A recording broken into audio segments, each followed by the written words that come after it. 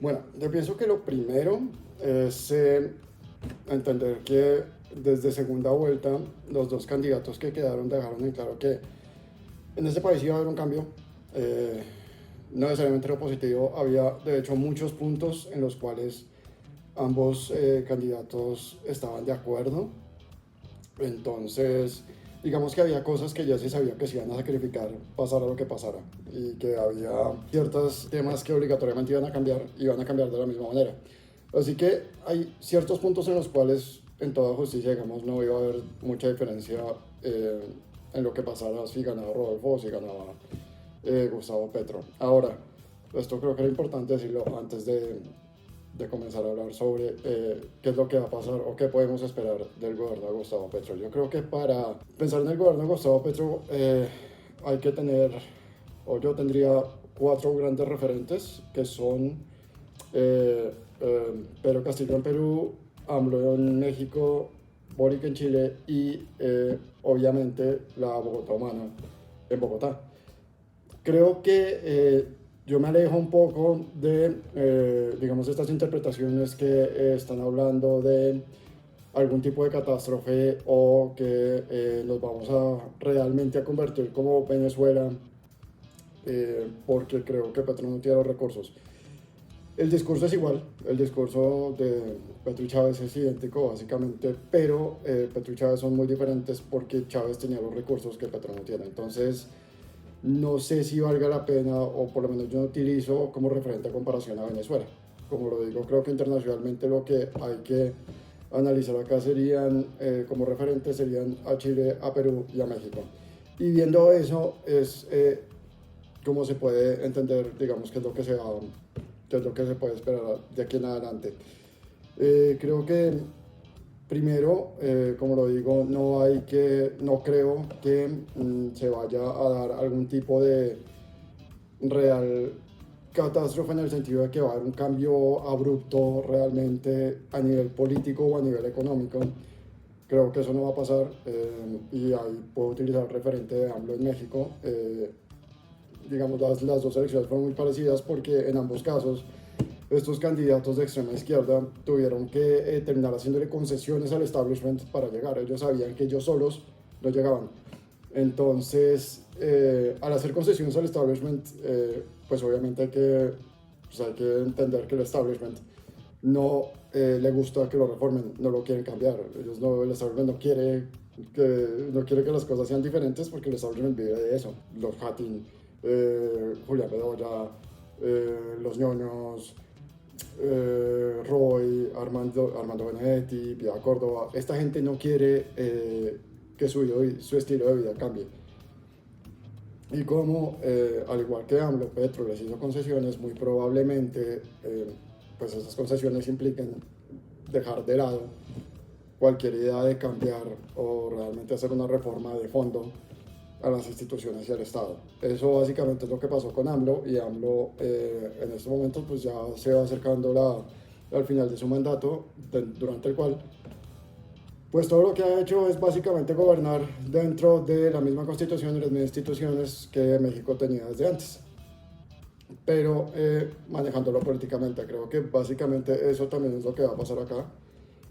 No veo grandes cambios institucionales, sobre todo porque es que Petro no tiene el poder político para hacerlo. Muchos de los acuerdos a los que llegó con ese mismo establishment como que dejaban claro que pues el establishment no le iba, ese mismo establishment tampoco le va a apoyar todo, absolutamente todo lo que él quiera. Entonces, por ese lado, no creo que haya grandes cambios políticos, por lo menos no los espero. Por el otro lado, tampoco creo que haya grandes cambios económicos y esto creo que es importante resaltarlo. Y en este caso sí traigo a colación a Pedro Castillo en Perú, porque Pedro Castillo cuando se montó las elecciones, el discurso era un discurso bastante radical, de izquierda radical. Cuando uno lo escuchaba hablar, uno decía, Dios, este país va a entrar en una crisis económica tenaz.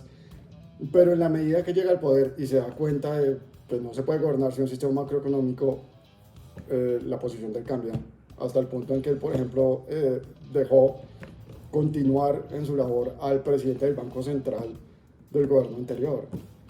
Y hoy en día lo que tenemos en Perú es un manejo económico tremendamente conservador, hasta el punto en que las cifras de inflación de Perú son de las más bajas del continente.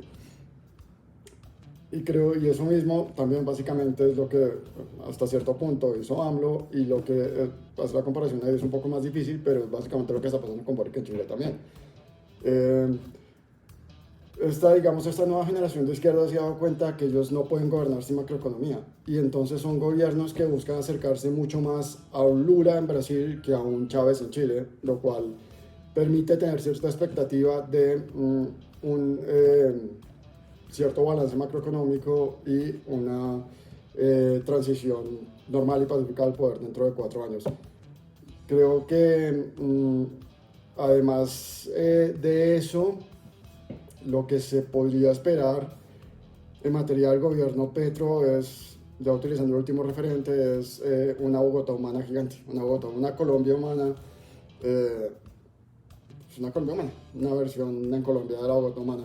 Creo que, digamos, el gran caballito de batalla de este gobierno va a ser la salud, el sistema de salud. Creo que esa va a ser la gran batalla política que se va a dar. El sistema de salud va a ser como lo que fueron las basuras para Bogotá humana. Va a ser, digamos, el punto de encuentro más fuerte.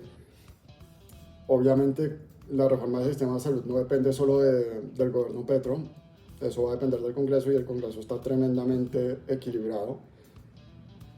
Ya sabemos que el Partido Conservador y Centro Democrático se declararon desde ya en oposición, muy probablemente Cambio Radical también lo haga, y al final que el sistema de salud sea aprobado, o sea, que el cambio del sistema de salud se vuelva completamente estatal y dejemos el modelo que tenemos ahora, dependerá básicamente del Partido Liberal y el Partido Verde y de la capacidad de negociación que tenga el gobierno. Digamos que Petro, para ventaja suya, no sé para ventaja del país, pero para ventaja suya, pues él tiene la, la capacidad de negociar porque lleva negociando 30 años.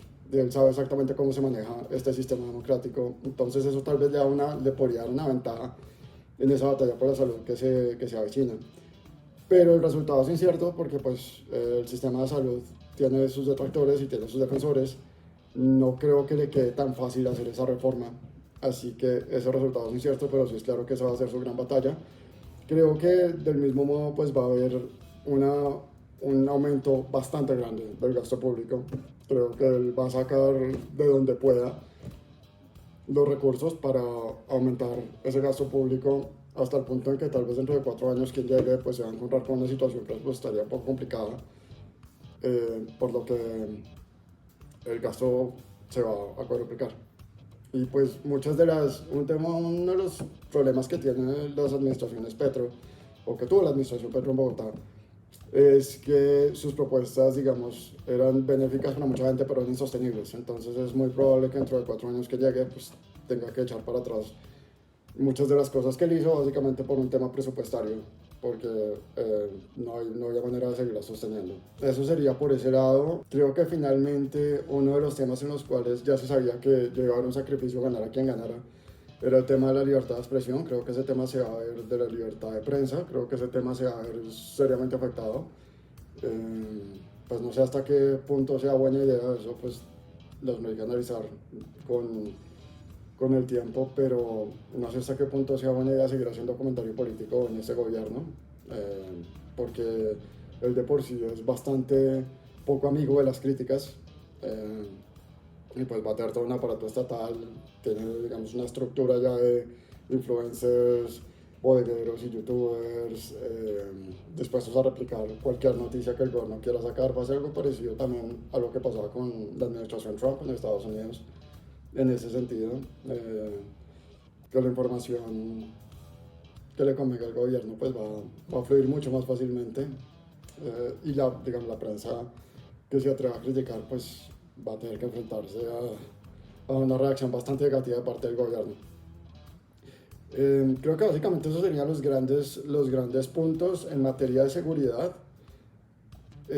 Yo siempre he dicho que uno de los grandes problemas que tenía este país en materia de seguridad era que había que mantener un equilibrio muy fino, muy difícil de mantener entre la implementación del proceso de paz y una política efectiva de seguridad.